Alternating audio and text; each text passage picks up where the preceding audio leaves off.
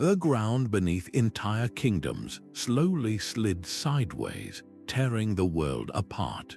This is the untold origin of fractured kingdoms, a true historical mystery that began when the Earth itself decided to move. You will learn the hidden reasons empires splintered and continents were reshaped. We will uncover ancient maps that were deliberately altered and investigate why spectral armies are still seen marching along the edges of vast chasms. This journey reveals how a planet in motion forged new cultures and technologies from the rubble of the old. What does it truly mean to build a civilization on shifting ground? Ancient scribes in the Athenian Empire recorded a strange and relentless phenomenon. The ground was not breaking apart, it was sliding sideways. This was the Great Schism, a slow-motion catastrophe that unfolded over generations. It was not a single, violent crack, but a miles-wide lateral shift that took decades to complete. Entire regions drifted apart, not vertically, but horizontally, creating vast, impassable chasms where once there were fertile plains. This was the work of geological rifting, where colossal tectonic plates moved past one another in a colossal, grinding embrace. The land itself was being torn asunder along a seam nobody knew existed. At first, the people had no framework for such an event. As geohistorian Dr. Elara Vance explains, communities interpreted the shifting earth through the only lens they had: divine displeasure. They saw the ground's movement as a punishment from the gods, a terrible wrath made manifest in the very soil beneath their feet. This belief shaped their entire response, leading to sacrifices and pleas to deities who seemed to be physically pulling their world apart. The consequences were profound and permanent. The most famous of these new barriers were the Serpent's Gulch and the Sundered plains. These were not mere ditches, but canyons so wide you could not see the other side, and landscapes of broken, unstable earth that made travel impossible. They became stark, natural borders that isolated populations completely. Consider the tale of two sibling rulers, Lord Kalan and Lady Seraphine. They once governed adjacent provinces in a united realm. As the Great Schism slowly widened the land between their capitals, their direct connection was severed. What began as minor disagreements over shared resources festered in isolation. With no way to easily communicate or trade, their cultures began to drift. Within a few generations, their descendants spoke different dialects, followed different customs, and saw each other not as kin, but as foreign rivals. Their story was repeated 1,000 times across the fractured continent. How would your own community change if it were suddenly and permanently cut off from all its neighboring lands? What new traditions would form, and what old alliances would be forgotten? This geological divorce did more than just separate families. It set the stage for an entirely new kind of human history, one defined by unprecedented political fragmentation. Amid this political splintering, a more subtle mystery began to unfold. The Royal Cartographers Guild, the very institution tasked with charting the known world, vanished without a trace. Its master mapmakers and their precious archives disappeared in the wake of the initial ground movements, leaving behind a void of knowledge and a trail of deliberately altered records. This was the silent cartographers' conspiracy, a systematic effort to conceal the terrifying, full extent of the continental drift from a panicked public. The ruling powers of the time faced an impossible choice: reveal that the very ground beneath their cities was actively shifting and risk total societal collapse, or control the narrative to maintain a fragile stability. They chose to hide the truth. Decoded fragments from the Guild's own secret scrolls, discovered centuries later, contain haunting phrases. One such line reads, "The land walks, and we must not speak its pace." This was their guiding principle, a command to obfuscate the reality of a mobile planet. The guild's artisans were forced to become forgers of reality. They produced beautiful, authoritative maps that depicted stable, unmoving borders, while in truth, those borders were stretching and distorting by the year. These fabricated charts were distributed to merchants, explorers, and the military, creating a shared illusion of a static world. To maintain this fiction, the conspiracy had to be thorough. They introduced subtle errors into celestial navigation tables, making it harder for independent sailors to pinpoint their true, changing positions. Most damningly, they systematically located and destroyed accurate land surveys, ensuring no competing record could challenge the official, false narrative. The human cost of this deception was immense. Consider the tragic fate of a merchant caravan traveling from the city of Veridia to the western mines. They possessed a guild map stamped with the royal seal, showing a safe, well-traveled route, but the map was years out of date. Where the chart depicted a rolling hill, a new, miles-wide chasm had opened. The entire caravan, its people, and its goods were lost, following a trusted guide into a non-existent landscape. This raises a deeply unsettling ethical question. Is it ever right to hide a terrifying truth for the perceived greater good? Does stability built on a foundation of lies truly protect a people, or does it merely postpone a more chaotic collapse when the truth inevitably emerges? This grand cover-up reveals how raw fear, more than any shifting tectonic plate, can shape the story of a breaking world. While the cartographers tried to silence the truth, the Earth itself found a voice. In the windswept plains of Al-Kharid, a lone shepherd noticed something strange one morning. The great standing stones, which had hummed a low, steady drone for his entire life, were now singing a different, dissonant tune. Overnight, their song had changed, a quiet but definite shift in their resonant harmonics. This was no myth, it was a sophisticated early warning system. The field of archaeoacoustics reveals that these ancient monuments were not just ritual sites, they were colossal seismic sensors, meticulously placed along the very fault lines that were tearing the continent apart. As anthropologist Lin May suggests, the builders understood something we are only now rediscovering. The Earth communicates its intentions through sound and vibration. The specific frequencies produced by the stones were a direct response to the immense pressures building deep underground. A low, steady hum might indicate stability, while a sharp, rising pitch signaled increasing lateral stress. The direction of the slip could even be discerned from the way the sound waves traveled between different stone circles. This was a technology written in rock and resonance. The secret lay in the stones themselves. They were not simple granite blocks. They were composed of quartz-rich minerals possessing piezoelectric properties. This means that when these crystals were physically squeezed or stressed by the shifting tectonic plates, they would generate tiny electrical charges. This charge, in turn, would affect the way the stone vibrated in the wind, altering its fundamental acoustic signature.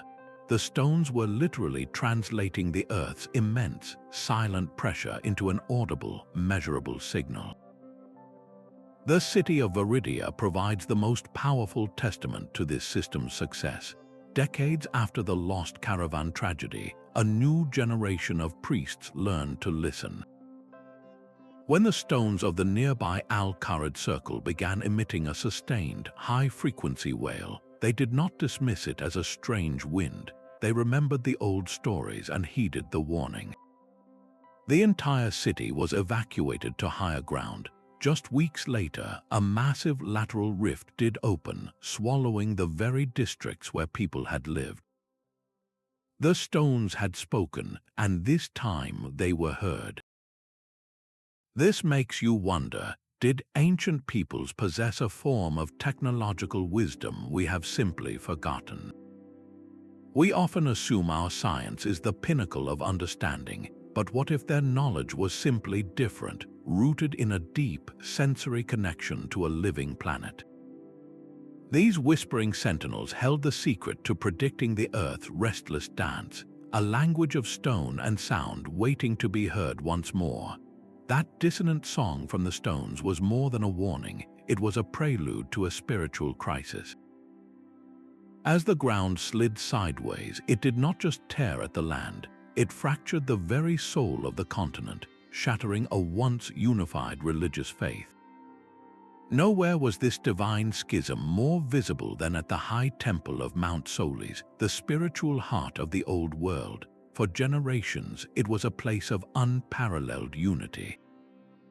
But then the creeping fissure came. It was not a violent rupture, but a slow, insidious crack that widened over decades, silently slicing directly through the temple's central altar. The holiest site in the known world was physically and symbolically split in two, isolated by the new, impassable geography. Communities that once shared prayers and priests were left to interpret their faith alone. They still held the same ancient texts, the same core myths of creation, but their understanding began to drift as surely as the tectonic plates beneath them.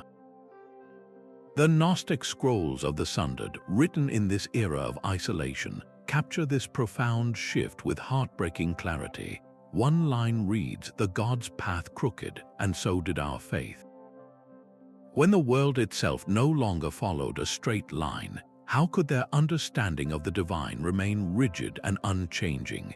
This was the birth of theological adaptation, a desperate attempt to find meaning in a world coming apart at the seams. From this chaos, two radically opposed belief systems emerged, mirroring the physical divide. On one side of the Great Chasm stood the Church of the Stable Earth. They clung to the old doctrines, preaching that the ground's movement was a temporary aberration, a test of faith. They believed the gods would eventually restore the land to its original, perfect stillness, and that their duty was to preserve the ancient rituals unchanged, waiting for that day of redemption.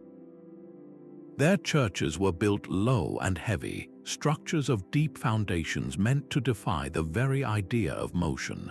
On the other side were the rift worshippers, most notably the cult of the shifting sands. They did not see the moving ground as a punishment, but as a revelation. They came to worship the Earth's motion itself as a divine, conscious entity, a restless god they called the Great Drifter. For them, stability was an illusion, and adaptability was the highest virtue.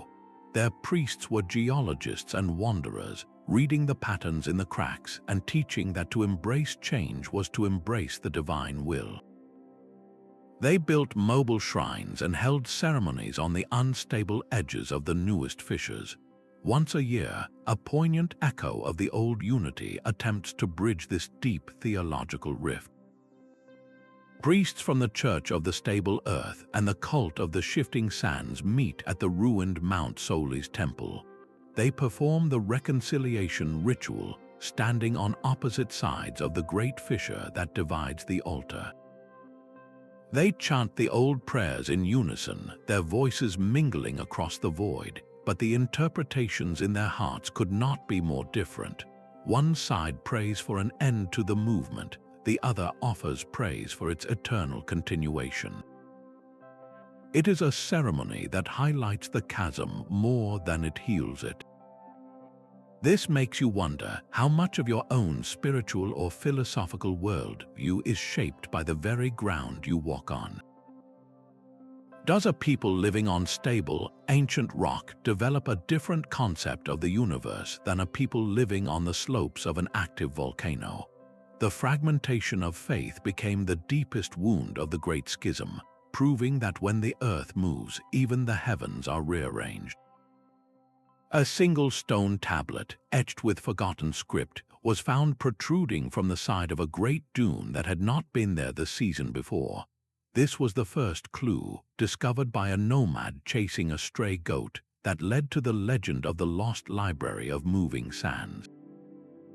The nomad had stumbled upon a library that did not simply fall into ruin, but was carried away, perfectly preserved, by a dune that slid sideways across the desert.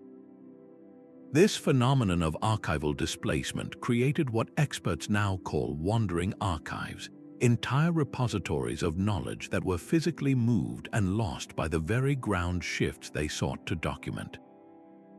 Archaeologist Ben Carter explains that these displaced caches are not merely curiosities, they are time capsules from the world before the Great Schism. They contain the only surviving records of original political borders, trade routes, and cultural connections that were later severed by immense chasms. The rumored contents of this lost library are the stuff of scholarly dreams. Its scrolls are said to hold detailed maps depicting landmasses as a single, unified continent, showing overland paths where today there is only empty air above a bottomless rift. The most significant recovery to date lends credence to these tales, the Codex of the whole land. This fragile document describes in poetic detail a continuous realm from the Silver Mountains to the Azure Sea, a world without the Serpent's Gulch or the Sundered Plains. It speaks of kings who ruled territories that are now geographically impossible, governing lands that today are isolated islands of rock. The survival of such texts against the erosive power of migrating sand is a marvel of ancient ingenuity. The library's scribes used sophisticated silica-based inks, essentially a primitive form of glass. When the sand, itself composed of silica, settled and pressed against the scrolls, it did not scrape the writing away. Instead, over centuries, the ink and the sand began a slow process of fusion, literally baking the letters into a permanent, glassy record that could withstand the abrasive journey. This makes you wonder, in our own modern world of digital clouds and fragile servers, what knowledge would survive a similar displacement? If our cities were to slide away, what would future archaeologists find etched not in stone, but in the remnants of our technology? The story of the lost library underscores a profound truth, that history itself is fragile, and in a world of shifting ground, the greatest treasure is a memory that does not move. The merchant watched his world end not with a bang but in a ledger, his columns of black ink representing profits from a thriving caravan route, bled into red the season the path itself became a canyon. The earth had not just stolen his road, it had stolen his markets. This was the economic reality of the Great Schism, a total collapse of traditional commerce that forced a desperate, brilliant reinvention of trade itself. Across the fractured continent, established routes vanished into thin air, and with them the flow of essential goods. Salt from the southern mines could no longer reach the northern cities. Timber from the great forests was cut off from the plains dwellers who needed it for fuel and shelter. The result was a brutal economic isolation. Commonplace items became luxuries overnight, their prices inflating to impossible heights. A single barrel of salt could cost a family's entire annual earnings, while a load of timber might be traded for a chest of gold. Merchant guild records from this era are filled with lamentations, one scribe poignantly writing, "The earth stole our markets but gave us new crafts." This was the painful birth of adaptive commerce. Cut off from their old suppliers and customers, societies had to look inward. They learned to make do with what they had, or to invent entirely new ways of surviving. The most dramatic innovations emerged in transportation. Since you could no longer go across the new chasms, humanity found ways to go over or under them. The race to bridge the void gave birth to the first commercial airships, fragile, gas-filled vessels that braved the treacherous winds above the canyons to carry tiny, precious cargoes of medicine and tools. Simultaneously, engineers and miners began the back-breaking work of digging subterranean tunnels, creating dark, dangerous trade networks that ran beneath the shattered earth. These new routes were expensive and perilous, but they became the lifelines of a new economy. Perhaps the most profound change happened at the local level. Isolated regions discovered that their unique geological circumstances created unique resources. Take the Silk River Valley. Before the schism, it was a peaceful agricultural region. After the ground moved, a massive fissure exposed a previously buried vein of luminous rift crystals. The valley's inhabitants abandoned their plows for pickaxes. They became miners, cultivating and trading these glowing stones which were found nowhere else. Their entire economy and identity pivoted from farming the surface to harvesting the depths. This raises a powerful question for our own interconnected world. How would our global economy, so reliant on just-in-time shipping and complex supply chains, handle the sudden, permanent severing of its key routes? Would we have the resilience to reinvent ourselves, to find new crafts when our old markets are stolen by forces beyond our control? This great economic reshuffling, born of necessity and desperation, ultimately forged the resilient, if forever fractured, kingdoms that would define the new age. A bronze helmet, forged in the distinct angular style of the northern Carthaginian kingdom, was found not on a battlefield but deep within a southern quartz mine. It was not merely buried, it was fused into a seam of bedrock that geological surveys confirmed was millions of years old. This impossible discovery was the first undeniable evidence of the fourth mystery, Chrono-Displaced Artifacts. The Great Schism was not just moving land sideways, it was scrambling time itself. Objects from one era were being physically transplanted into the geological record of another, creating a baffling archaeological puzzle. Physicist Dr. Aris Thorne suggests the lateral ground movements were not simple physical slides. The energy involved was so immense, it created temporary, localized distortions in the fabric of spacetime along the major fracture lines. Think of spacetime not as a static stage, but as a vast, flexible sheet. When you smoothly move an object across the sheet, its position changes, but its place in time remains consistent. Now imagine gripping that sheet with immense force and giving it a violent, sideways jerk. The object might move, but the fabric itself could twist, causing a temporal ripple, a kind of slippage where the object's timeline and its new location become misaligned.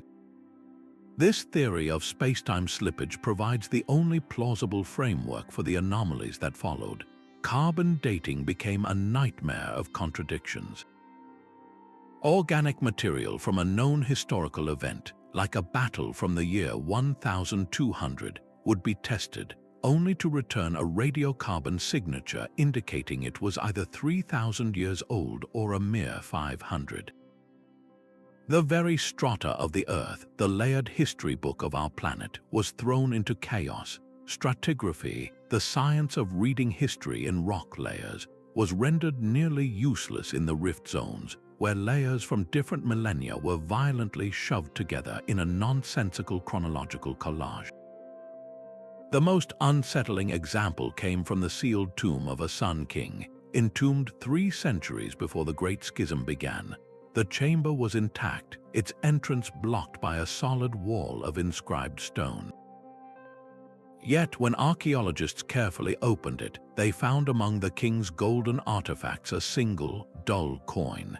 It was a common copper piece, minted in the Eastern republics, and its minting date was clearly stamped for the year 940, a full 160 years after the tomb was sealed.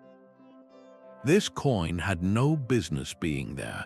It was a visitor from the future, deposited in a past that should have been inaccessible. These chrono-displaced objects force us to ask a deeply unsettling question. Is history truly the straight, unbroken line we believe it to be?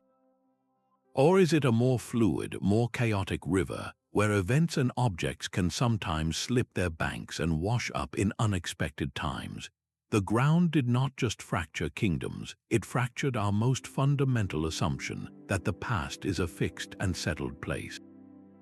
This impossible coin in an ancient tomb was a testament to a world where time itself was fluid, but for the people living on the moving fault lines, the greatest change was in their own identity.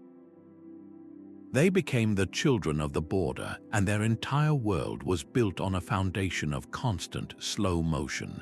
In the village of Driftwood, houses were not anchored to the earth. They rested on great wooden wheels, and the streets were not paved but drawn in temporary chalk, redrawn each year as the land carried their homes a few more feet to the east. This was not a life of chaos, but one of profound adaptation, giving rise to a unique liminal identity. Oral histories from these communities are filled with a poignant self-awareness. One elder from the Rift Valley famously said, "We live on the seam of the world. We are neither here nor there, and so we are both." They existed in a permanent state of in-between, physically and culturally straddling the dividing line between kingdoms that were slowly pulling apart. This gave them a perspective that was both detached and uniquely blended. They were cultural alchemists, taking the traditions of the separating lands and forging something entirely new. The most obvious evidence of this fusion was the birth of new languages. Rift tongue, as it came to be known, was not a language of one people, but a pragmatic pidgin. It blended the hard consonants of the northern Carthaginian dialect with the flowing vowels of the southern Veridian tongue, creating an efficient, ever-evolving mode of communication for trade and daily life across the shifting border. A merchant might use a Carthaginian word for the price, a Veridian word for the goods, and a gesture toward the ground to indicate the inherent risk of doing business on a mobile plane. This cultural innovation extended to the very structures they built. Architecture here was not about permanence, but about flexibility and connection. They engineered retractable bridges made of woven fibers and light wood, structures that could be extended across a newly formed crack in the morning and rolled back at night. Farms became mobile, with crops planted in enormous, soil-filled containers on sleds, allowing entire fields to be slowly towed away from dangerous, crumbling edges. They lived with the movement, and their technology reflected that intimate relationship. This unique world view was celebrated in the annual festival of the meeting edges. It was not a celebration of one kingdom or another, but a celebration of the border itself. Communities from both sides of a major fault line would gather at the unstable precipice. They would share food that was a fusion of both culinary traditions, sing songs in Rift tongue, and perform a dance that mimicked the slow, grinding slide of the tectonic plates beneath their feet. It was a ritual that honored their shared reality of constant change. This makes you wonder how much of your own identity is shaped by the fixed borders you live within, whether they are national, cultural, or even personal.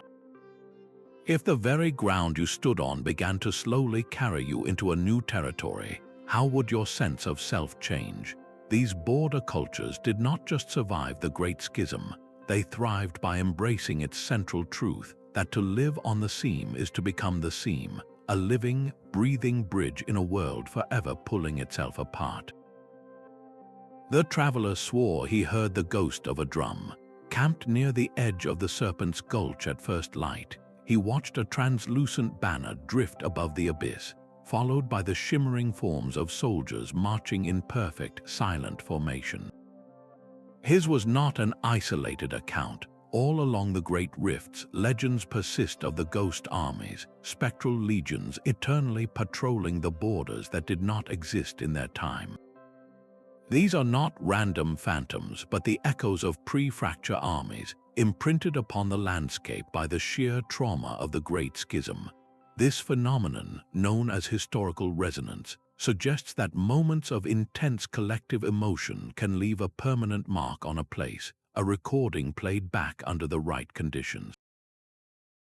Parapsychologist Lena Petrova theorizes that the cataclysm was not just a geological event, but a psychic one.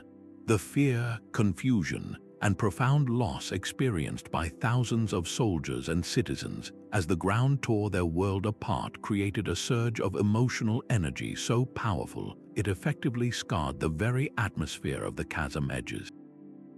The land remembers their despair. The scientific explanations are as compelling as the paranormal ones. One leading theory points to geological memory, where the unique mineral composition of the fault lines, particularly quartz, acts like a natural recording tape, storing the energy of past events. Another focuses on infrasound, low-frequency sound waves generated by the constant, deep grinding of tectonic plates. These frequencies are below the range of human hearing, but they can vibrate through the human body, causing disorientation, feelings of dread, and even vivid visual hallucinations. A person standing at the chasm edge, bombarded by this unseen force, might unconsciously conjure the very soldiers their culture has whispered about for generations. The reports are remarkably consistent, adding a layer of eerie credibility. Witnesses do not describe random spectral nights, but soldiers from the Unification era, the period just before the continents fractured. They report the distinct polished bronze cuirasses and tall horsehair plumes of the Imperial Legion, a force that patrolled these very lands when they were whole. It is as if the land is replaying the final, futile patrols of the army that once symbolized a united continent. Every year in the town of Stillwater Pass, they hold the Echo March, a historical reenactment meant to honor the lost legions. The townsfolk don replica armor and march along the chasm's rim, but some participants, the oldest residents, speak of years when the line between reenactment and reality blurred.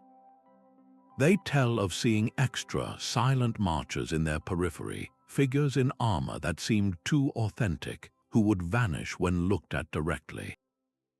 It makes you wonder, where is the line between collective myth and collective memory? Are these ghost stories born from a need to explain the unexplainable, or are they the literal, reverberating echoes of a cataclysm so profound it broke time itself? The ghost armies are more than just a campfire tale. They are a haunting, persistent reminder of the unity that was violently lost, a sorrow etched not just in history books, but into the very air we breathe. The ghost armies were echoes of a broken past, but in the shadow of the great chasms, a new kind of genius was rising to meet the future. Survival now depended on outsmarting the very ground people walked on, forcing an age of crisis-driven innovation. You can see this ingenuity in a dramatic scene from the city of Ethelberg, where a team of engineers swarms around the city's great cathedral, perched precariously on a hillside that was slowly sliding toward a new fissure. Instead of trying to halt the unstoppable, they worked with the movement. They deployed massive forged iron screw jacks taller than 3 men beneath the cathedral's foundation. As the hill crept sideways, teams would turn these colossal screws in a carefully orchestrated rhythm, gradually walking the entire stone edifice uphill, inch by painstaking inch, keeping it level and safe for another year. It was a dance with the earth, a refusal to be conquered by conceding to the motion.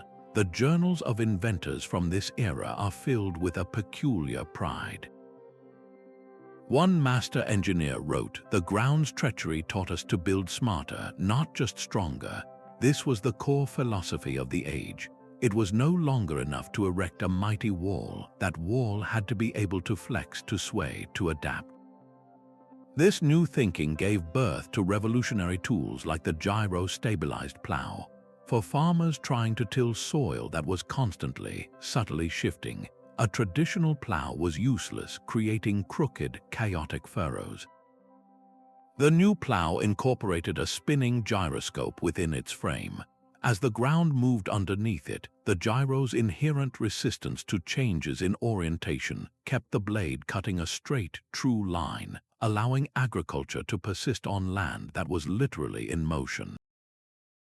Perhaps the most breathtaking achievement was the tension weave bridge.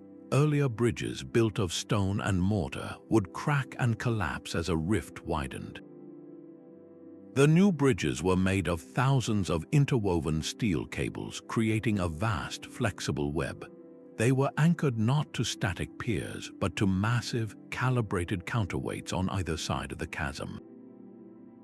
As the continents drifted further apart, the tension in the cables would increase, and the counterweights would slowly release, allowing the bridge to stretch, sometimes for miles without snapping. The principles of fluid dynamics even found their way into architecture.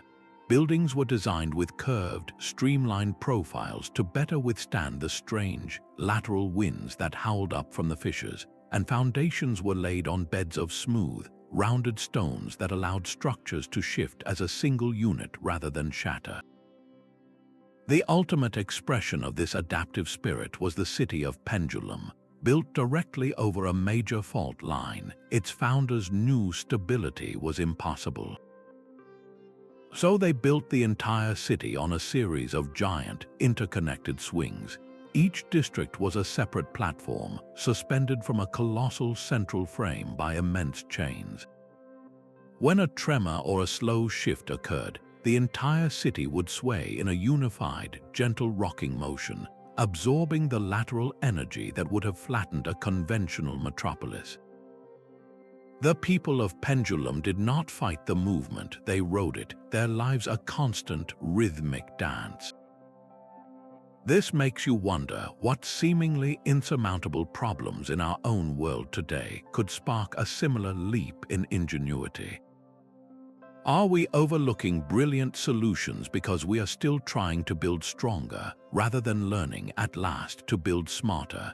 The Great Schism did not just break the world, it forced a reinvention of reality itself, turning a planetary challenge into a profound engine of progress. Deep within the Serpent's Gulch, a miner named Elias was chipping at a new seam when a minor tremor shook the walls. He braced for falling rock, but instead of a roar, he heard a choir.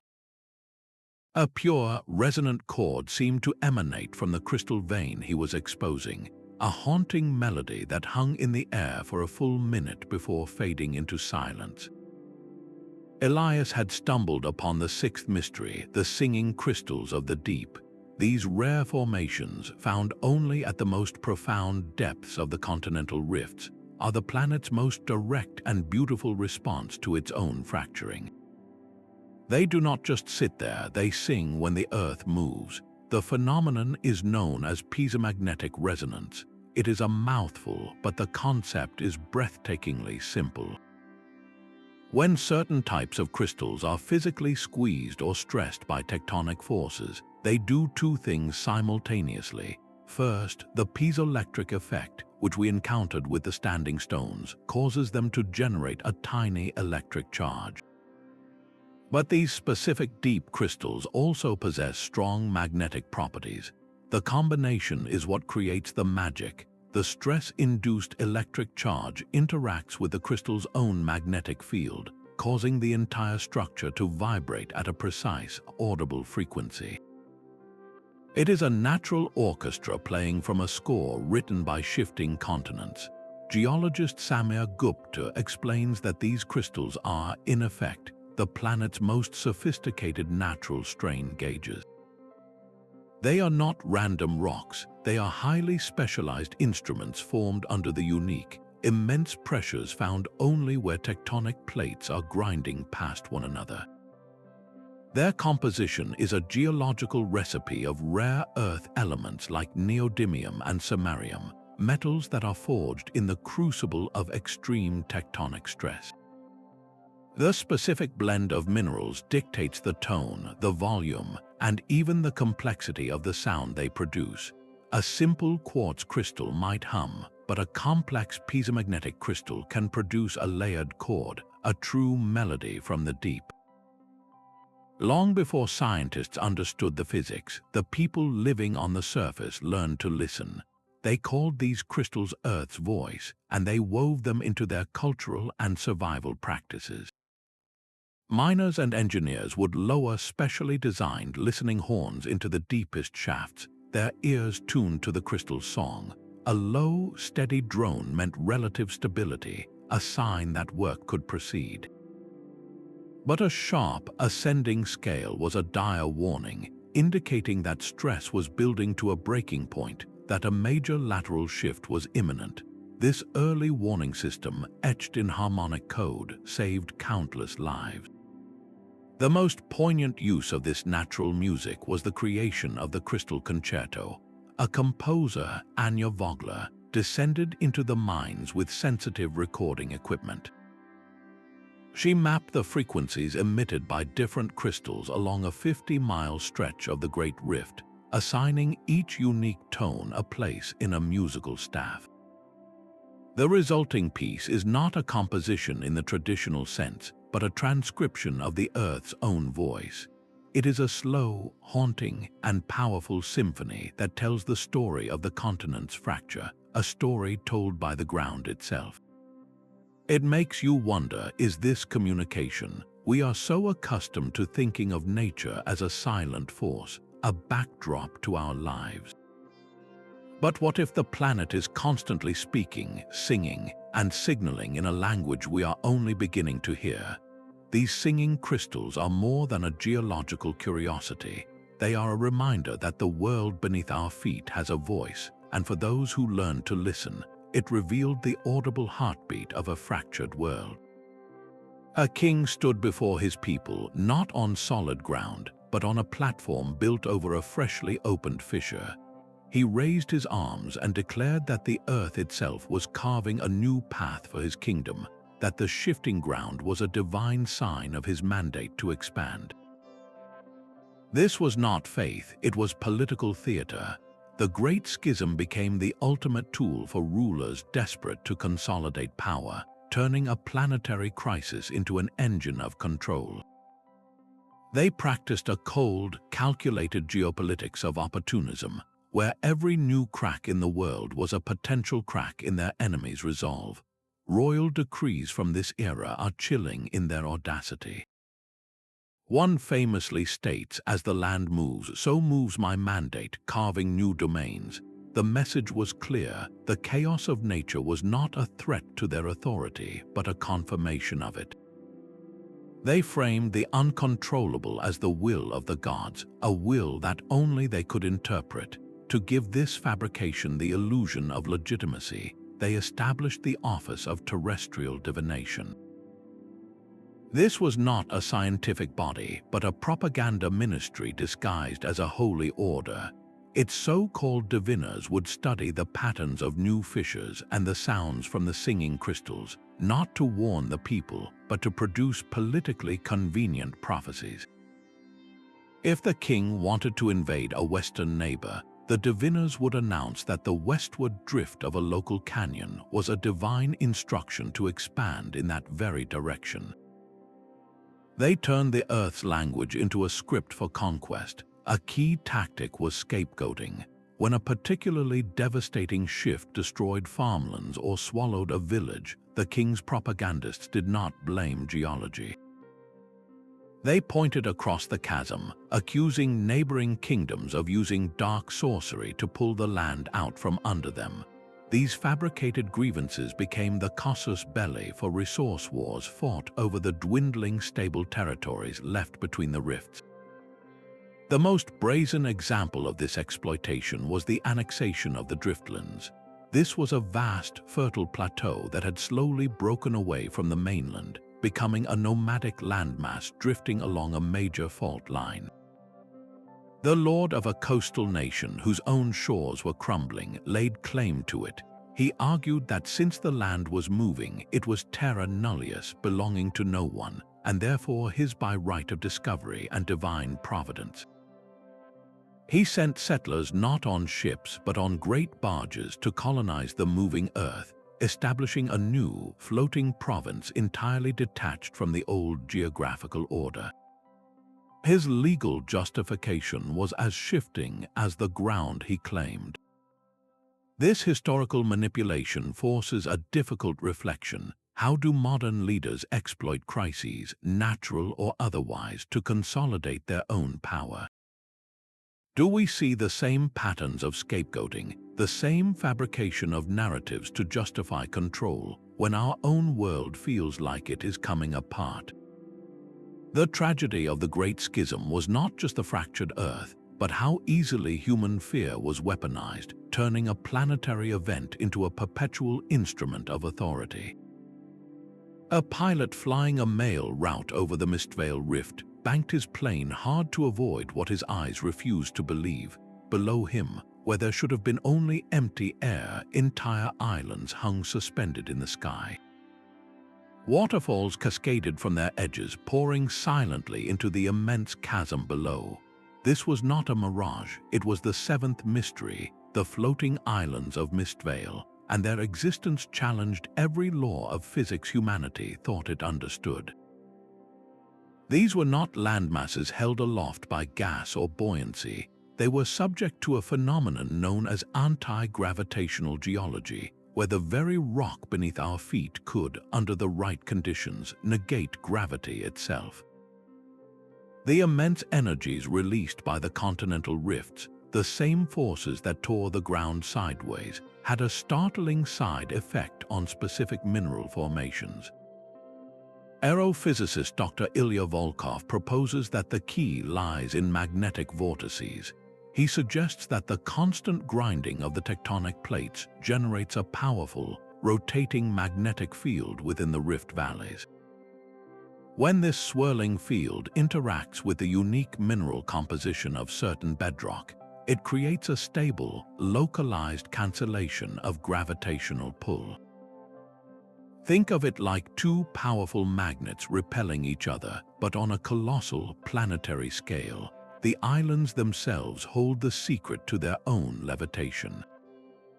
They are composed of a unique bedrock rich in lodestone, a naturally magnetic mineral, and threaded through with veins of pure quartz. This specific combination acts as a kind of geological battery and conductor. The quartz captures and amplifies the rift's vibrational energy, while the lodestone interacts with the magnetic vortex, turning the entire landmass into a single, floating unit. It is a perfect, natural recipe for defiance. Isolated for centuries in their sky-bound realms, the ecosystems on these islands evolved in bizarre and beautiful ways. With no land predators to fear, many birds lost the power of flight, their wings becoming elaborate, colorful displays for mating rituals. The most astonishing adaptation belonged to the silvertop trees. Their roots, seeking moisture from the humid air and the constant mist of the waterfalls, grew upwards and outwards, forming a vast, tangled canopy above the soil. Their branches, in turn, drooped downward, creating the illusion of a forest growing upside down. This inverted world required a new kind of pioneer, giving rise to the legendary Skyfarers Guild. These were not sailors but aeronauts who piloted nimble, propeller-driven craft, docking with the floating islands to harvest their unique resources. They gathered light as air timber from the silvertop trees and mined the rare, levity-resistant crystals that formed only in the island's magnetic heart. Their work was perilous, navigating the unpredictable turbulence around the magnetic vortices, but the rewards were a cornerstone of the new economy. What other fundamental laws of nature might we have wrong, waiting to be rewritten by the evidence hovering right before our eyes? These floating realms are more than just a spectacle. They are living laboratories, holding secrets about atmospheric physics and gravitational control that could redefine our future. They stand as the ultimate challenge to the very notion of stable ground, proving that in a fractured world, even the sky is no longer a limit. A playwright in the isolated Silvervale Valley penned masterpieces for an audience of one, his epic tragedies performed for the echoing mountains alone. This was the hidden heartbeat of the fractured world, a profound cultural renaissance blooming in the quiet of isolation. When the Great Schism severed the arteries of trade and communication, it did not create a cultural void. Instead, it built thousands of greenhouses for the human spirit, each sealed kingdom cultivating its own unique and vibrant forms of art, music, and thought. This is the power of endogenous innovation, where a society cut off from outside influence is forced to turn inward, discovering depths of creativity it never knew it possessed. The poet Elara of the Sundered shore captured this perfectly in her recently rediscovered verses, writing, "Our world shrank, but our minds expanded infinitely." She was not speaking of physical space, but of the limitless frontiers of imagination that opened when the familiar horizons closed. Freed from the pressure to conform to a broader continental style, each fragment developed a startlingly distinct cultural identity. In the high valleys of the Azure Peaks, musicians, unable to acquire the traditional gut strings for their lutes, strung their instruments with finely spun copper wire mined from local cliffs. This simple substitution created a new musical scale with a bright, resonant, and metallic timbre, a sound that was entirely their own. Meanwhile, painters in the fog-shrouded lowlands, lacking access to vibrant imported pigments, mastered the use of local clays, mosses, and crushed minerals. Their murals were rendered in a haunting, subdued palette of grays, deep greens, and ochres, depicting the melancholy beauty of their drifting, misty home.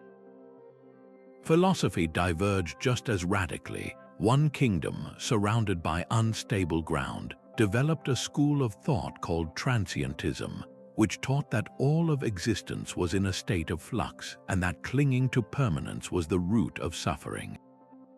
Another, on a large, stable fragment, gave rise to the foundationists, who believed in uncovering the single, unshakable truth beneath the illusion of change. The Valley of Weavers offers a beautiful example of this encoded creativity. Their famous tapestries were not merely decorative, they were a living library, their complex patterns and not sequences telling the complete history of the schism as their community experienced it. A specific diamond motif might represent the day the Great Chasm first appeared, while a recurring broken line pattern chronicled the years of aftershocks. To read a tapestry was to read their history, a language of thread and color preserved in isolation. Perhaps no discovery illustrates this isolated genius more than the sunken library of Lyra. When this structure was rediscovered, it contained hundreds of clay tablets holding plays by the valley's sole playwright, a man named Kale. His work had been completely unknown to the outside world. Scholars were stunned. His tragedies, written without any knowledge of the theatrical traditions developing in other fragments, explored themes of fate, isolation, and defiance with a raw power and structural innovation that was unmatchable anywhere else. He had reinvented the wheel of dramatic storytelling, and in his solitude he had crafted a perfect, singular artistic vision. This historical moment forces a difficult reflection upon our own hyper-connected world. Does the constant, homogenizing flow of global trends and digital culture dampen the unique expressions that once arose in isolation? When every community is exposed to the same influences, is there still room for a valley of weavers to develop its own secret language, or for a playwright to find a voice that speaks only to the mountains? The Great Schism proves that fragmentation, for all its trauma, can be a crucible for unparalleled creativity, reminding us that sometimes the deepest wells of art are dug when the familiar rivers run dry.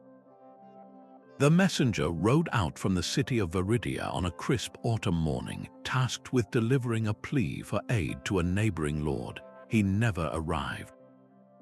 Decades later, a shepherd found him wandering near the edge of the Serpent's Gulch, the royal seal still bright on his satchel and his face untouched by time.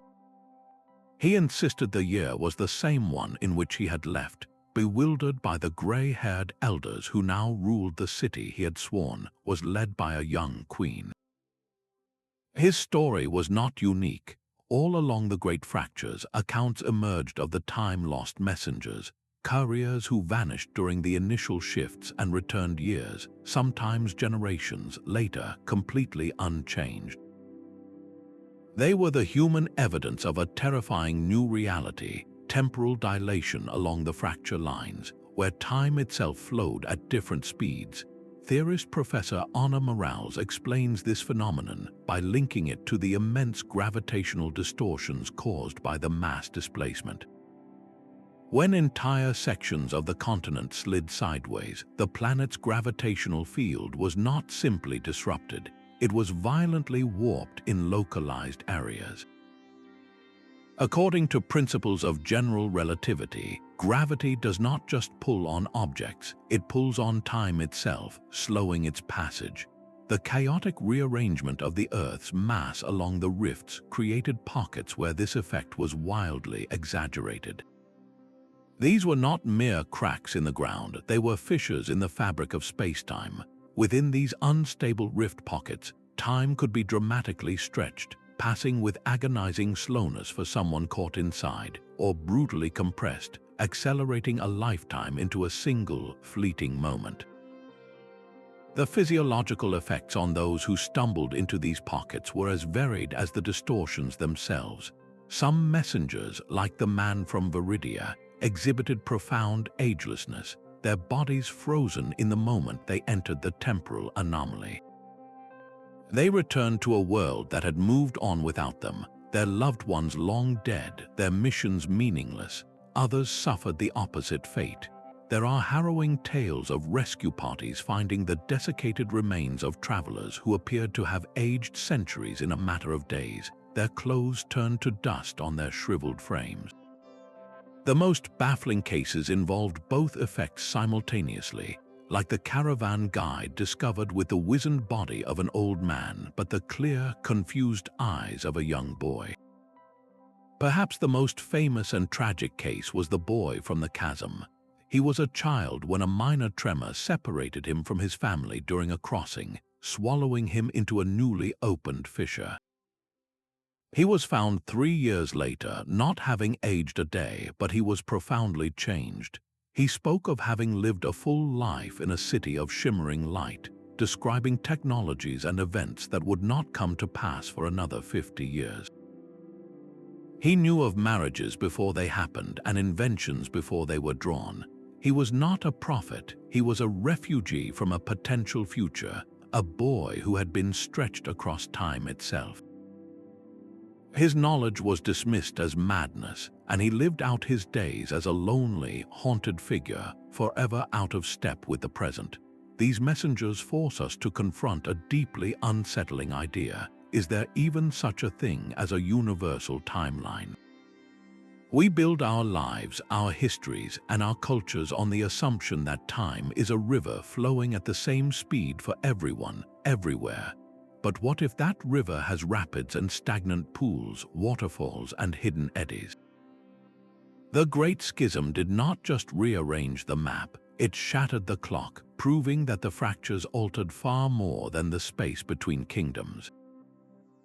They broke the very rhythm of history, leaving behind human echoes as proof that time, like the ground we stand on, is not nearly as solid as it seems. The boy who remembered the future was a testament to time's fragility, but life itself was proving far more resilient in the broken places. Deep within the Serpent's Gulch, where sunlight was a distant memory, a biologist named Aris descended into a world untouched by the surface. Her headlamp beam cut through the perpetual twilight, illuminating a cavern wall pulsating with a soft blue-green light. This was not rock, but a forest of bioluminescent fungi, organisms that had never known the sun and generated their own eerie glow.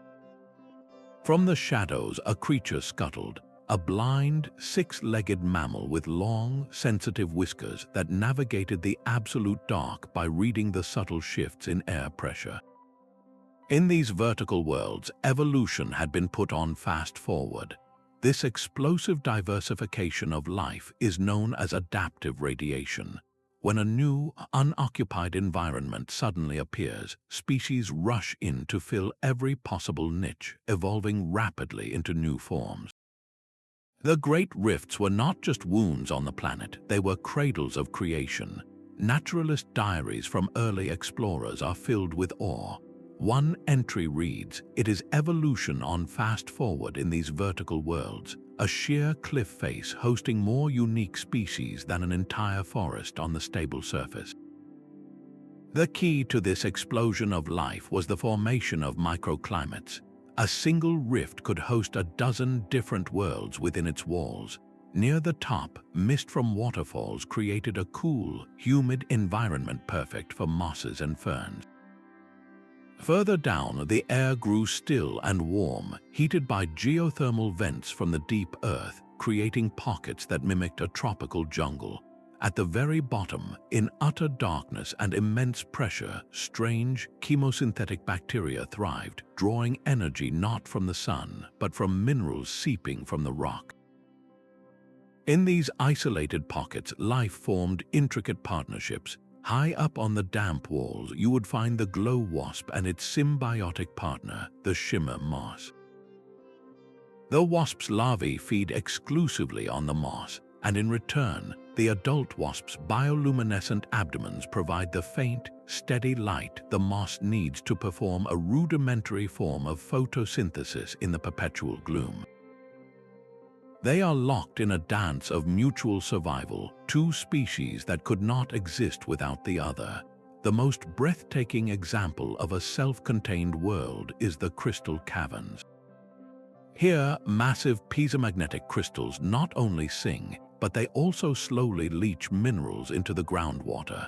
Specialized algae evolved to consume these minerals, forming the base of an entire food chain. Pale, sightless fish feed on the algae, and those fish are hunted by a unique, large centipede-like predator that senses its prey through vibrations in the crystal floor. This entire ecosystem, from the producers to the apex predator, is powered not by the sun, but by the geological energy of the shifting earth. It forces a humbling reflection when we see a desolate canyon. Are we simply failing to recognize the vibrant, hidden world thriving within it? Life does not merely persist in the broken places. It erupts, adapts, and flourishes, painting the deepest scars with a brilliant, unexpected palette of existence. These rift ecosystems are more than just curiosities. They are natural laboratories showing us that biodiversity often blooms most brilliantly on the edges of catastrophe. The master cartographer slammed his ink-stained fist on the worktable, convinced his eyes were failing him. His own meticulously drawn map, completed just that morning, clearly depicted a stone bridge crossing the Serpent's Gulch at a narrow point called Stillwater Pass. Yet when he had journeyed there, he found only empty air and a dizzying drop. Furious and bewildered, he packed his gear to leave, but as he turned to go, a flicker in his peripheral vision made him stop. He looked back, and there it was, the bridge, solid and ancient, spanning the chasm as if it had always been there. He had just experienced the ninth mystery, the phenomenon of the echoing maps. These were not faulty charts, but living documents whose details shifted based on the observer's location. A stunning example of topological relativity where the representation of space itself is not fixed, but dependent on where you stand. Metaphysicist Dr. Kenji Tanaka suggests the colossal ground movements did more than just tear the continent. They frayed the very fabric of local reality, creating what he terms quantum cartographic effects. The maps are not wrong, they are interactive, reflecting a landscape where possibility and reality have become intertwined. The secret lies in their creation. The inks used to draw these rare maps are not made from simple pigments. They are infused with finely ground powders made from the same piezomagnetic crystals found deep in the rifts. These rift-infused inks remain subtly connected to the tectonic energies that birthed them. Just as the crystals sing in response to pressure, the ink on the map resonates with the local space-time curvature of the place it represents. When you are in one location, the map might show one configuration of reality, a chasm with no bridge. Move to a different vantage point, perhaps one where the gravitational and temporal distortions align differently, and the ink molecules reconfigure, revealing the bridge that exists in that specific slice of reality. This makes navigation a profound and dangerous art. A traveler cannot simply glance at an echoing map at the start of their journey and trust it, for the path it shows may vanish or transform before their eyes. This gave rise to complex navigation rituals. Members of the Secretive Navigators Guild never consult their precious echoing maps while stationary. They walk in a slow, deliberate circle, watching the parchment constantly. They are not looking for the right path. They are looking for the path that remains consistent from multiple angles, the thread of stable reality woven through the chaos. They seek the persistent features, the landmarks that do not flicker in and out of existence. The most skilled navigators can even use the map's fluctuations to their advantage. A route that appears and disappears might indicate a temporal dilation zone, a place where time flows differently, allowing them to avoid becoming time-lost messengers themselves. The danger, of course, is immense. There are tragic tales of entire expeditions that followed a beautifully clear route on their map, only to have it dissolve behind them, stranding them in a reality with no way back. This forces a deeply philosophical question: how fixed is our own reality? We navigate our lives assuming the world around us is solid and consistent. But what if it is only a consensus, a stable path we have all agreed to see? The echoing maps reveal a world in constant, whispering dialogue with those who dare to look closely, proving that in the fractured kingdoms, even the charts meant to guide you are part of the ever-shifting mystery. The woman on the therapist's couch described the same dream for the third night in a row, the ground not cracking but sliding out from under her feet like a rug pulled by a cruel giant. Her home was not destroyed but simply gone, carried into the abyss by the slow, inexorable drift. This was the hidden epidemic of the fractured kingdoms, a collective psychological trauma born from living on a surface that refused to be still. The condition even had a clinical name: terror instability syndrome, a deep-seated anxiety disorder where individuals felt perpetually ungrounded, their sense of safety and permanence eroded as surely as the continent's edges. Foundational psychiatric texts from the era note with poignant clarity that the human soul needs stable earth as much as the body needs air and water.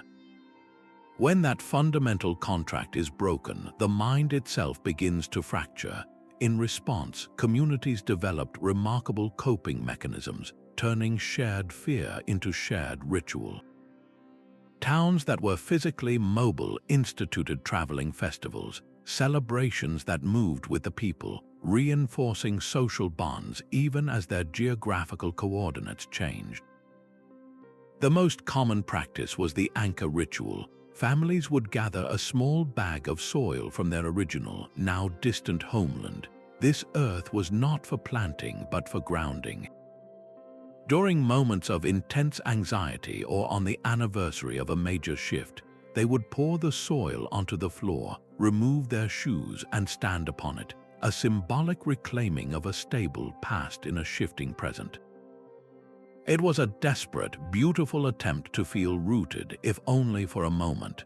This collective yearning for stability gave rise to new cultural practices focused on psychological safety.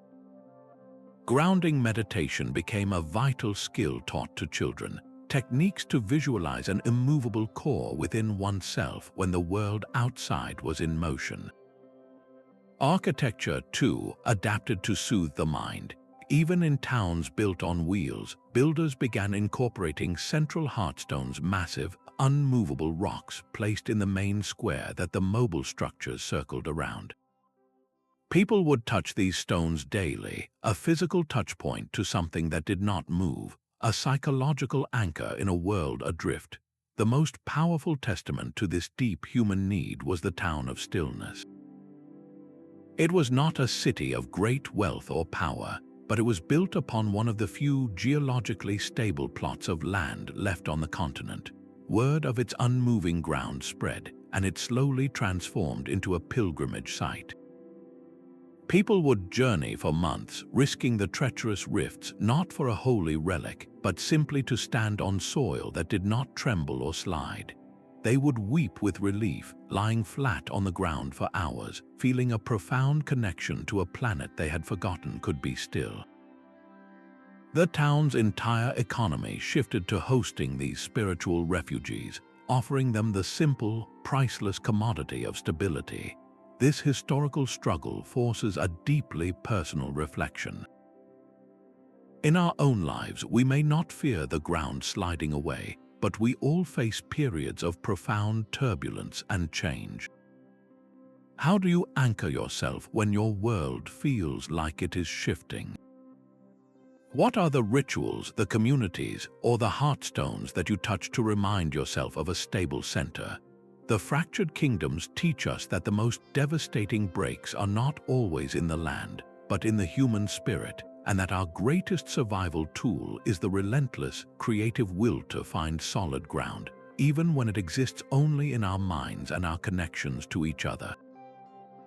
The king's diary entry was stark, written in a frantic hand the night before the first tremors were felt. I dreamed the earth slid like a rug pulled from under my throne. He was not alone. Across the fractured continent, other rulers reported the same terrifying visions, a phenomenon now known as the sovereign's dream prophecies. These were not mere nightmares, but a shared experience among leaders separated by vast, newly formed chasms, suggesting a form of collective unconscious communication activated by immense planetary stress. Dream researcher Dr. Maria Flores proposes that during events as colossal as continental rifting, the human mind can tap into a deeper, shared field of awareness. She suggests these dreams are not magic but precognitive glimpses, a subconscious sensitivity to the immense pressures building deep within the tectonic plates long before they manifest as physical shifts on the surface. The rulers' minds were, in effect, the most sensitive seismographs in the kingdom, translating subterranean strain into powerful, symbolic visions. These prophetic dreams directly shaped the fate of nations, influencing critical political decisions. Some monarchs, haunted by their visions, ordered preemptive migrations, moving entire cities away from stable seeming ground. Others commissioned vast, ambitious fortifications, building walls not against armies, but against the land itself, in a desperate attempt to defy the dreams they could not forget. The symbolism within these dreams was remarkably consistent. Sliding stones represented the lateral movement of tectonic plates. A broken crown was a direct metaphor for the shattering of royal authority and the fragmentation of kingdoms.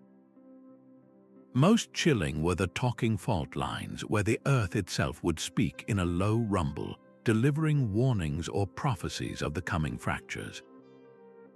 These symbols formed a subconscious map of the geological and political turmoil to come. The most famous and successful example was Queen Elara of the Western Reaches. For 3 nights, she dreamed of a great silver eagle carrying her throne across a widening chasm to a barren plateau. Her advisors called it stress, a meaningless fantasy. But she trusted the vision. Over their strenuous objections, she ordered the relocation of her capital to that very plateau, a costly and logistically nightmarish endeavor. A mere 2 years later, the original capital site vanished into the Serpent's Gulch, but her people were safe, established in a new city that would thrive for centuries. Her dream had been a literal blueprint for survival. This raises a profound question about the nature of intuition itself. Could what we dismiss as a gut feeling or a strange dream actually be a sophisticated, ancient form of environmental sensing? Are we, like the rulers of the fractured kingdoms, capable of reading the subtle signals of our world on a level deeper than conscious thought? These royal dreams were more than just curious historical footnotes. They were a powerful reminder that the human mind and the moving earth might be connected in ways we are only beginning to understand. The Queen's prophetic dreams of a moving earth became a stark reality when the rivers themselves began to rebel. Water, the lifeblood of every civilization, turned into an unpredictable agent of chaos and creation during the Great Schism. A river did not simply dry up, it could abandon its ancient bed in a single, violent storm, carving a new canyon overnight and leaving a bustling port city stranded miles from its source of trade and fresh water. This was the hydrogeological interplay in its most devastating form, where the liquid world and the solid ground entered a violent, sculpting dance. As one hydrologist's log from the era poetically states, water is the sculptor and the earth its yielding clay. The lateral shifts of the ground created new slopes and gradients, and the water simply followed these new paths of least resistance, eroding soft rock with terrifying speed.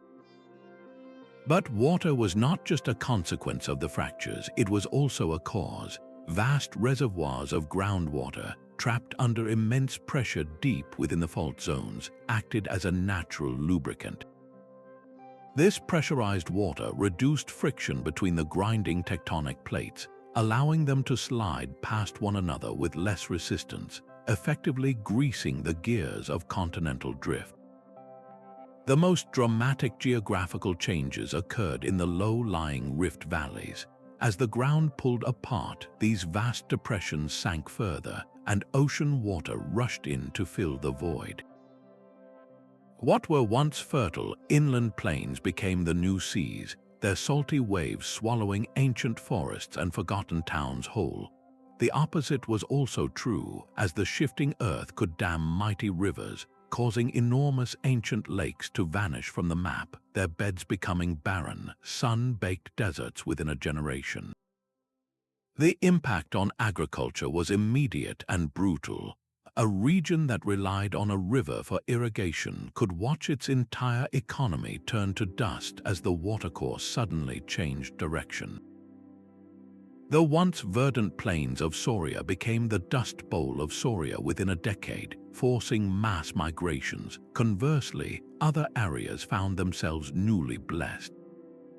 The constant seepage from a newly exposed water table could transform a dry plateau into a sprawling, fertile wetland, a new breadbasket emerging from the geological turmoil. Humanity's response to this aquatic chaos was a testament to desperate ingenuity, best exemplified by the Great Silt Dam. A major river delta, vital for farming, had begun a relentless lateral drift, threatening to spill its fertile silt into a barren chasm instead of the farmlands. Engineers did not try to stop the river's flow, but to guide its gift. They constructed a massive, flexible dam not of solid concrete, but of woven nets and sediment. This structure was designed to sway with the ground's movement, constantly filtering and redirecting the nutrient-rich silt back onto the waiting fields, a monumental effort to negotiate with a disobedient landscape. It makes you wonder, in our own lives, how do we respond when the foundational elements we rely on, the emotional or economic rivers that sustain us, suddenly change course? Do we try to build rigid walls against the tide, or do we learn to construct flexible dams, adapting to redirect the flow and salvage what we can? The story of water in the fractured kingdoms reveals a profound truth. that the most solid of endings are often shaped by the most fluid of beginnings. The traveler stood frozen at the chasm's edge, staring at a city that was not his own, yet it was. Across the vast divide of the Serpent's Gulch, the skyline of his hometown, Veridia, was perfectly mirrored. Not just the grand spires, but every winding street, every public square, even the distinctive blue tile roof of the bakery on the corner was replicated in exact, impossible detail. He had left his home to seek his fortune, and now he had found it staring back at him from across an impassable void. This was the 11th mystery, the legend of the mirror cities, where twin settlements on opposite sides of a rift developed identical cultures, architectures, and daily rhythms despite centuries of total isolation. How could two societies severed by a geological wound evolve in perfect, silent synchrony? Sociologist Dr. Ben Carter suggests the answer lies not in communication, but in resonance. He proposes that the shared, cataclysmic trauma of the Great Schism created a profound psychic and social bond across the divide, a phenomenon he calls parallel social evolution. The initial fracture was so violent, so existentially shocking for the populations on both sides, that it imprinted an identical cultural blueprint onto their collective unconscious. They were not copying each other, they were both responding to the same foundational shockwave in the same way, like two identical tuning forks vibrating at the same frequency after a single, powerful strike. The deeper theories are even more mind-bending. Some physicists point to the possibility of quantum entanglement, but on a macroscopic, city-wide scale. The immense energies of the rift could have entangled the fundamental particles of the two locations, linking their fates in a way that defies classical physics. Others theorize about dimensional bleeding, where the thin, unstable reality along the fault line allows information or patterns from one universe to subtly leak into another, creating a faint, overlapping echo. Then there is the holographic principle, which suggests that all the information needed to describe a volume of space is encoded on its boundary. The rift itself became that boundary, and the two cities are merely different projections of the same underlying cosmic data. The most personal evidence comes from the documented, chilling accounts of people meeting their echo counterparts. A woman on the western side, a potter named Anya, would feel a sudden, compelling urge to create a vase with a specific spiral pattern at the same moment her echo, a woman also named Anya on the eastern side, was glazing the very same design. There are stories of individuals who, journeying to the chasm's edge at the same time as their counterpart, would catch a fleeting glimpse of a familiar face staring back from the misty abyss, a silent, ghostly reflection of their own life. The Festival of Reflections provides the most poignant annual proof. In both mirror cities on the same day each year, the citizens hold an identical celebration. They light lanterns in the same color sequence, sing the same songs composed in isolation, and perform the same unique dance that commemorates the day the Earth tore their world in two. They do this completely unaware that their perfect duplicate, just a few miles away across the uncrossable gap, is performing the very same rituals with the same heartfelt conviction. They are celebrating their shared fracture alone together. This makes you wonder, on a fundamental level, are we all far more connected than physical proximity suggests? If a mere crack in the ground can create such perfect mirrors of society, what invisible threads of consciousness or fate might bind us all, regardless of the distances or divides we perceive?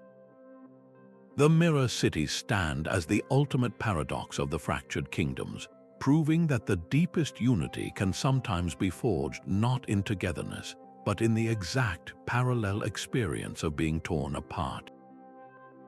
A cathedral does not stand defiant against the moving earth, but glides with it on a foundation of polished stone tracks. This is the pinnacle of kinetic architecture, a breathtaking philosophy where buildings are designed not for stasis, but for motion, embracing the planet's restless energy. The master builders of this era left behind a simple, profound creed. We do not fight the Earth's will, we dance with it. Their genius lay in understanding that resistance was futile, but adaptation was limitless. They forged a new relationship with the ground, one of fluid partnership rather than rigid domination. The principles they pioneered are a lesson in dynamic design. Structures were no longer monolithic blocks, but complex assemblages of flexible materials. They used woven metal alloys that could stretch and contract like muscle fibers, and foundations laid on beds of lubricated spheres that allowed entire city blocks to shift as a single, cohesive unit. To counteract the violent sway induced by tremors, architects suspended colossal pendulum counterweights deep within their towers. When the ground lurched, these multi-ton weights would swing in the opposite direction, absorbing the destructive energy and keeping the spire perfectly balanced.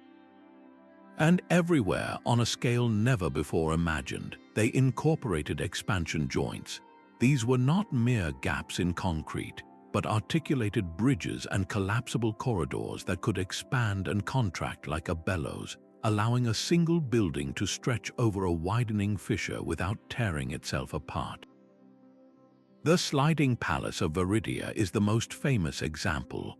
The royal residence was not built on a hill, but built into one, its grand facade and opulent chambers all mounted on a hidden network of tracks and gears. Over decades, as the cliff face it was carved from slowly slid southeast, the entire palace was periodically winched along its subterranean rails, a monumental effort to keep the king's window aligned with the rising sun, a symbolic and literal recalibration of power with the drifting land. High above the Serpent's Gulch, the hanging universities of the Rift took a different approach. These centers of learning were suspended from the canyon's rim by vast chains, their lecture halls and libraries swinging freely in the open air. The gentle, constant motion was not a distraction, but the core of their pedagogy, a physical reminder to scholars that all knowledge is provisional and that perspective is always shifting. The very air in these halls hummed with the vibration of the chains, a bass note to every philosophical debate. Then there is the Bridge of Sighs, an elegant span connecting two halves of a city slowly being pulled apart. It was not a static arch of stone, but a masterpiece of telescoping design. As the chasm widened year after year, internal mechanisms would activate, and new segments of the bridge would gracefully unfold from within its structure, elongating the crossing without ever breaking the connection. The sighs were not of sorrow, but of awe, breathed by travelers watching the architecture actively defy oblivion. Looking at our own world of fixed foundations and rigid skylines, it makes you wonder, what could we achieve if we stopped trying to conquer our environment and started learning to move with it? How would our cities change if we embraced fluidity over permanence? These architectural marvels are more than just shelters. They are testaments to a creativity that flourishes when the old rules of reality are rewritten, proving that resilience is not about standing firm, but about learning how to sway. The dendrochronologist's coring tool bit into the ancient trunk, and when she pulled it out, she did not find the expected pattern of good years and bad. Instead, the rings told a story of fire and steel, one dark, dense band perfectly aligned with the year of the siege of Veridia, and a subsequent ring of startlingly clear, pale wood marked the coronation of the Sun Queen a decade later. This was the 12th mystery, the Chronology Trees, and they were not merely recording the weather, they were archiving history itself in their flesh. These strange trees, growing only along the most active rifts, possess a quality scientists call phytonemetics, an ability for plant life to absorb and store historical data directly from the environment, encoding the collective memories of a people into their very fiber. Botanist Dr. Riya Patel suggests these trees are not just plants, they are sensitive antennae, tapping into what she theorizes as geological memory fields. The intense emotional energy and physical vibrations of major historical events, amplified by the unstable, mineral-rich soils of the fault lines, create a kind of resonant imprint that the trees somehow absorb and physically inscribe into their annual growth. The mechanism is as precise as it is beautiful. It all comes down to mineral uptake. The ground along the rifts is a chaotic soup of elements churned up from the deep earth. During a moment of immense collective experience, like a battle or a royal birth, the unique vibrational signature of that event subtly alters the electrochemical bonds in the surrounding soil and groundwater. When the tree's roots draw up water and nutrients, they also draw up this temporally charged mineral cocktail. The tree, in its growth, does not simply add a ring. It weaves the specific mineral signature of that year's events directly into the wood's cellular structure, creating a permanent chemical record of history. This discovery has turned traditional history on its head, allowing scholars to correct timelines long thought settled. The most famous example is the King's Oak, a colossal tree split by a minor fissure. Its rings showed a strange anomaly, a unique band of wood rich in a rare cobalt isotope that appeared 2 years before the recorded death of the old king. Historians had always assumed his son took the throne immediately, but the tree's record suggested a secret. The cobalt signature matched minerals found only in the Queen's private garden. This living record pointed to the existence of an unknown, earlier heir, a child born in secret who died in infancy, a 2-year gap in the royal lineage that had been erased from all official documents. The tree, however, had remembered.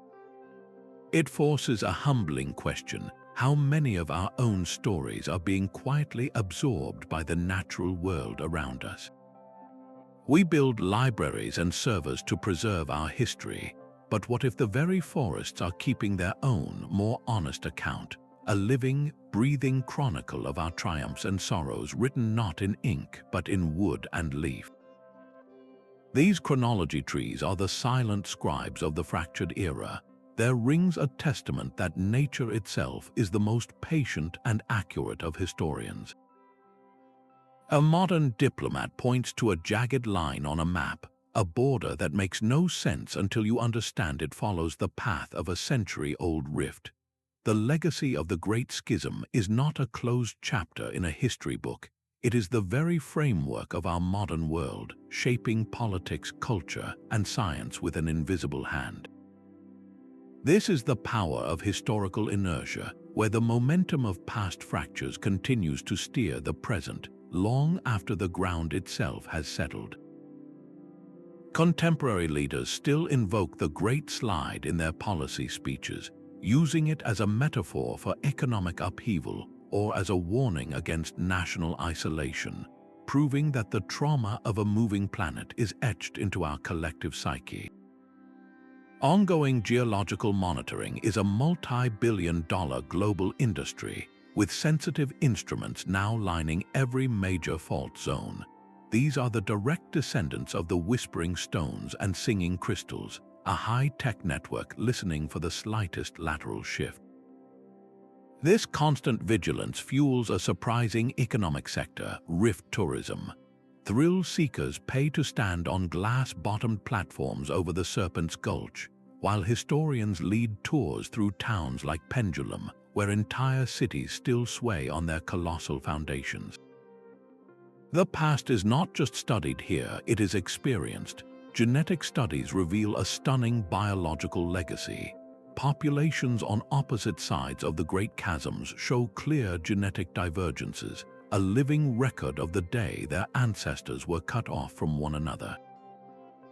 These are not ancient splits, but relatively recent branchings on the human family tree, frozen in time by the moving ground. This separation also preserved unique technologies. The principles of kinetic architecture, born from necessity, are now studied by engineers designing earthquake-resistant skyscrapers. The flexible, tension-weave bridges have inspired new materials for aerospace, and the adaptive agricultural techniques are being used to farm in increasingly unstable climates. The past's desperate solutions have become our future's blueprints. This enduring spirit is celebrated every year at the Rift Festival. It is not a somber remembrance, but a vibrant, week-long explosion of art, music, and engineering challenges. Communities that were once isolated now compete to build the most ingenious movable structures and perform symphonies based on the harmonies of the deep crystals. The festival's climax is the lighting of the chasm lanterns, where thousands of glowing paper lanterns are released into the great rifts, their light falling into the darkness as a tribute to resilience and a symbol of unity forged in fracture. What lessons can we, in our seemingly stable world, learn from such profound adaptation? The story of the fractured kingdoms reminds us that the ground may still be moving beneath our feet, not in a geological sense, but in the constant, shifting landscapes of technology, economics, and global connection. Our own foundations are being tested. The true legacy of the Great Schism is a question. Are we building rigid structures destined to shatter, or are we learning, at last, to build with flexibility, ready to dance with whatever shifts may come? Our journey through the shattered world ends here, but its echoes are far from silent. We have walked the edges of the Serpent's Gulch, listened to the songs of deep crystals, and witnessed ghost armies marching for a unity long lost. From the Great Schism's first sideways slide to the silent cartographers who hid the truth, from the whispering stones that warned of shifts to the mirror cities that grew in perfect, isolated synchrony, we have seen a planet in motion reshape the very soul of humanity. This was not merely a geological event, it was a crucible that forged new forms of resilience, sparked desperate innovation, and revealed the unbreakable bond between the land we walk and the identity we hold. The philosopher Kalin, who lived through the initial fractures, penned a line that has echoed for generations: "The ground may fracture, but the human spirit finds new paths." This is the ultimate lesson of the fractured kingdoms. It is a story of profound adaptation, of learning to build not on rigid permanence, but on the wisdom of flexibility, of finding unity not in spite of the divides, but in the shared experience of navigating them. Think about the fractures in your own life, the sudden shifts that change your landscape, the chasms that separate you from what was once familiar. The story of these kingdoms asks us a final, reflective question. When the ground beneath you moves, will you try to stand rigid and risk breaking, or will you learn to sway, to adapt, to find a new path forward? The human spirit, as history shows us, is the most resilient material of all. If this exploration of history's hidden chapters resonated with you, we invite you to subscribe for more journeys into the past's greatest mysteries. Let us know in the comments below which enigma captivated you the most. Was it the ghost armies, the singing crystals, or the lost library carried by the dunes? The story of our world is still being written, one shift at a time. Your own backyard might hold the first clue to these forgotten fractures. For those feeling the pull of this mystery, the journey into the fractured past is not over. It is a path you can walk yourself. Start by visiting one of the many geological parks that simulate rift environments, places where you can stand on a replica of the Sundered plains and feel the sheer scale of the forces we have discussed. Or lose an afternoon in the quiet hush of a local archive, unrolling old maps and looking for the subtle, deliberate errors left by the silent cartographers. You become the detective searching for the truth they tried to hide. The most powerful tool for this amateur historical work is now overhead satellite imagery. With a few clicks, you can scan the landscape from above, tracing the ghostly lines of ancient fault lines visible only from the sky, the faint scars of a continent's old wounds. As one modern explorer puts it, the real secret is to learn to look down at the ground with new eyes, to see the lay of the land not as a static picture, but as a page in an unfinished story. Your investigation can go deeper with a wealth of digital resources. Online libraries now host thousands of decoded scrolls and translated texts from the era, allowing you to read the first-hand accounts of those who lived through the shifting ground. You can even contribute to community science projects that monitor modern soil creep, using simple sensors in your own garden to track the ground's imperceptible, constant crawl. Consider joining a historical society dedicated to the regional mysteries of your area, where shared curiosity often leads to breakthroughs no single researcher could achieve. And for the truly dedicated, there are mobile applications that use your phone's gyroscope to track and log even the most minor, everyday ground shifts, building a collective map of our subtly moving world. The thrill of discovery is closer than you think. One family, digging a new flower bed behind their suburban home, unearthed a moss-covered stone with a strange, angular inscription. After weeks of research with their local historical group, they identified it as a forgotten boundary marker from the Great Schism, a stone placed to denote a border that had since slid 100 feet to the east. Their ordinary backyard became a window into an extraordinary cataclysm. So what hidden history lies beneath your feet? What story would the stones on your street tell if you knew how to listen? The tools are at your fingertips, and the greatest mysteries are often the ones waiting just outside your door. Your adventure is only a single question.